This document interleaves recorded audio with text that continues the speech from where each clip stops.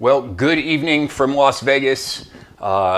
Just wanted to take a quick moment and thank everyone who's been joining along for our Cruising Through COVID tour.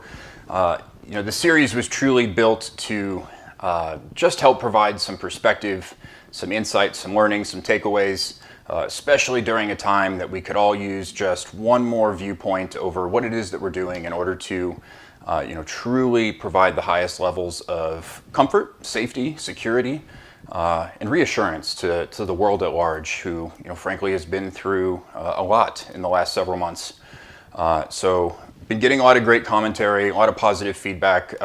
Appreciate the comments and the inspiration for other areas to dive into, which we'll talk about more in a moment. But you probably, the video kicking off, you think we are going to be in the middle of the Bellagio. We're not. I'm back at the house, packing up for the trip to Los Angeles tomorrow. But who would have ever imagined, I know in my career and almost a decade here in Las Vegas, that we would see that, frankly. I do want to say, hats off to the MGM team, Bellagio team, for providing live entertainment at a time that the world is scared, the world is concerned, everyone's double checking what they're doing and thinking about what they're doing and why they're doing it. So I thought it was a nice, certainly took the edge off in any stress to have some live entertainment back into the midst. So I wanted to highlight that. I thought it was a great addition.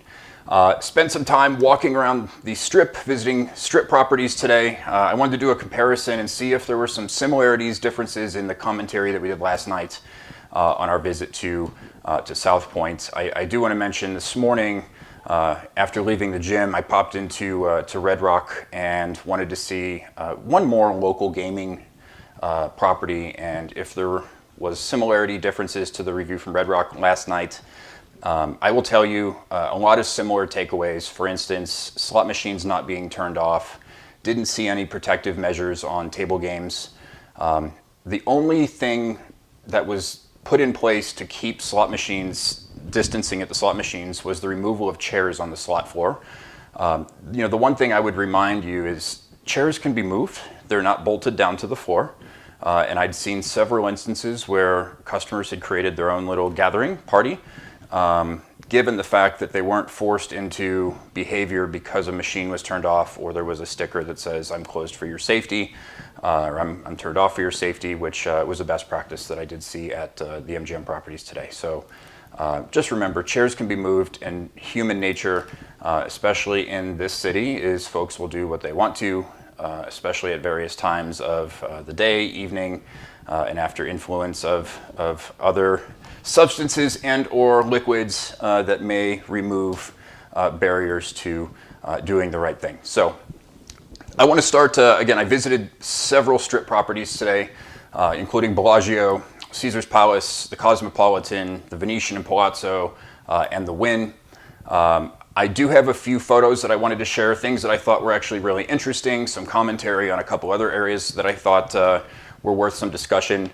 So we're going to start with this. Upon arriving into the Bellagio through the South Park Garage, you'd see this sign where masks are strongly encouraged in all public areas, and also provided a level of commentary and direction to the guests there about, if you're not wearing a mask, to please wait for your own elevator to make those around you comfortable. I think this is a great example where very direct expectations need to be set with your customer base if you really want to make sure you're taking a handle on how folks are behaving, what they're doing, and trying to provide the highest level of protection, safety, and security to them. I thought that was well done. Went into the lobby of the Bellagio, saw some former colleagues. Apologize, it may have been at a distance, and we didn't get to say hello, but it was great to see what Bellagio had done. You'd see the front desk here, that you have the etched logo actually on the plexiglass, which I thought was a very nice touch to add, again, the branding element to it. It elevated the perception of having plexiglass by adding the logo on there. So I think, we don't know how long we're going to need some of these precautions in place, but I thought that was a great touch. I saw something very similar at the Wynn, where they put the Wynn logo etched into the plexi as well. I think it looks beautiful, and frankly, certainly elevates the environment versus just being there was actually a property in San Diego last week I stopped into that had a plastic sheet hanging at their front desk that was wrinkled. Didn't necessarily look as clean, but this was really well done. As you walk through the casino, you'd notice a couple things. They did have a non-smoking area sectioned off, and you saw that with the signage that I'm showing you here. Did not see that necessarily in all the properties that I visited today, but did see it at Bellagio. Bellagio also had these, I would say, protection dispensers, so where they had masks that you could just grab, plastic gloves, hand sanitizer, located throughout the property, which again, I think this was well done, not just a sanitizer station, which they had those as well, but certainly provided all the tools that a guest would need to be safe. One thing that I did find interesting, and I did remember reading about this in the pre-opening plan with Bellagio or all the MGM properties, so the hand washing station in the casino. I think from a perception of extra going over the edge, doing one extra thing in order to show a level of commitment, absolutely checks the box and does that.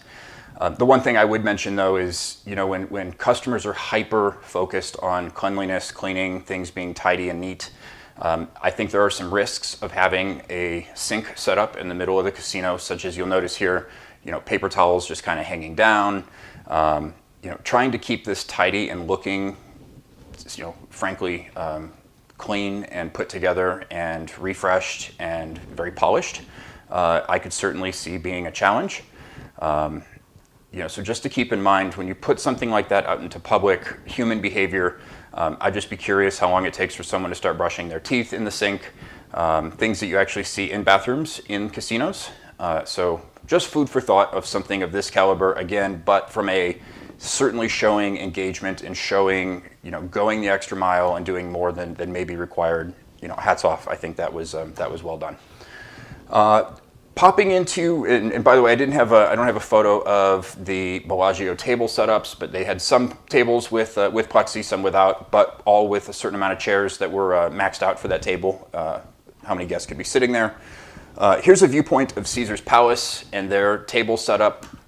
You'll see no plexi, you'll see no dividers, which again I thought was interesting. So when you're coming in and scanning the environment around you, if you were to do a quick glance, the lack of plexiglass protection may give someone the impression that it's not as safe as someone who may have that.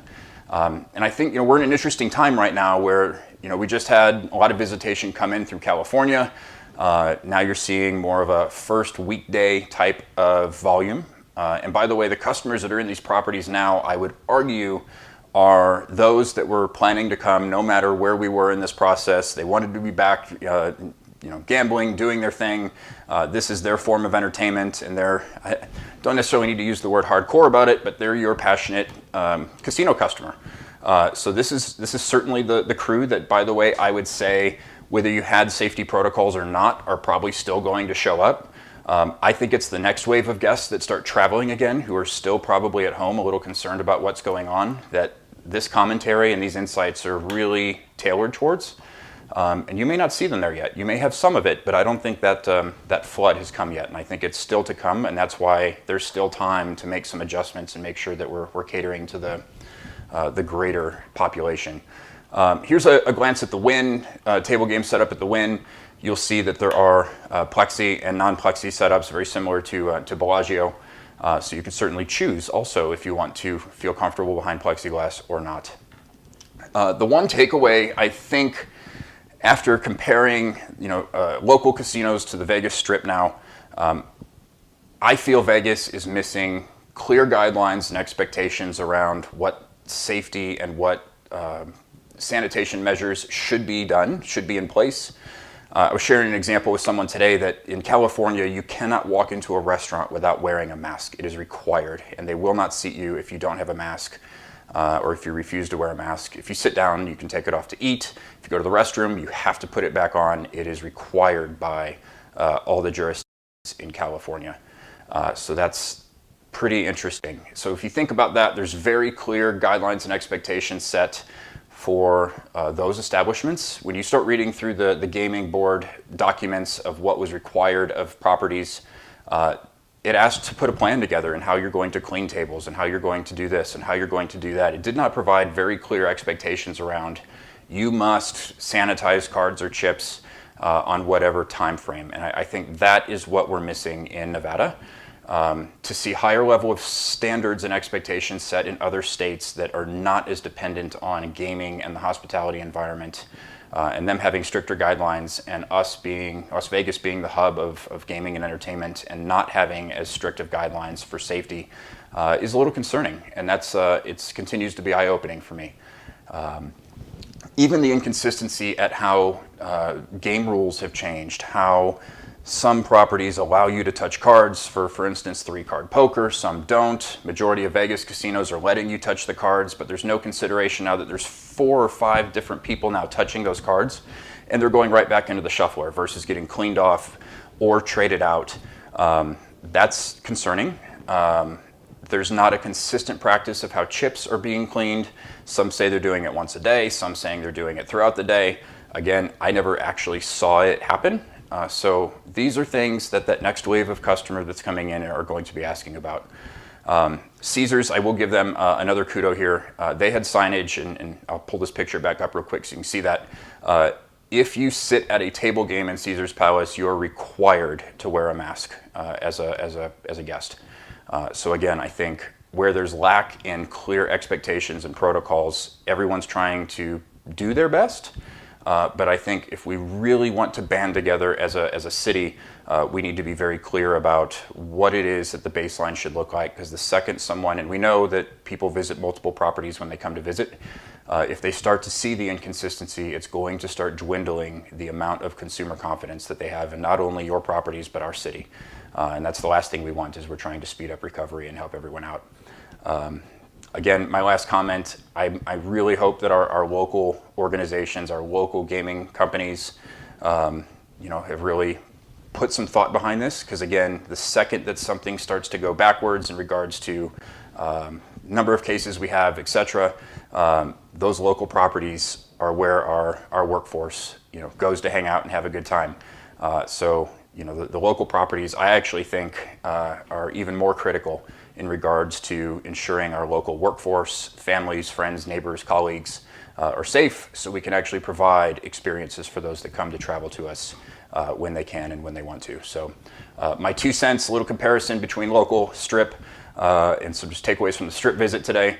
Again, off to Los Angeles tomorrow to dive into some other operations and businesses out there, talking to a couple businesses that are planning the reopening process as they go into a next phase. But again, thank you for joining for this Cruising Through COVID series. Again, the insights are meant to help us all, and hope everyone has a great rest of your evening.